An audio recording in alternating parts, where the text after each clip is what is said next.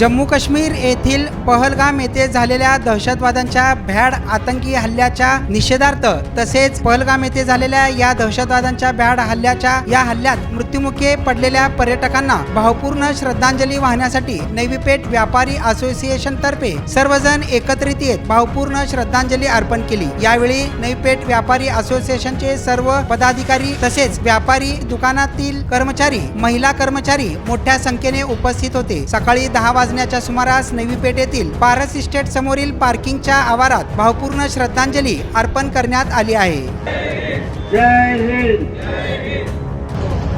परवा आपल्या भारत देशावर काश्मीरमध्ये पर्यटनासाठी गेलेल्या पर्यटकांवर जो भ्याड हल्ला झाला त्यात 26 जण मृत्यूमुखी पडले आणि काही जण जखमी झाले।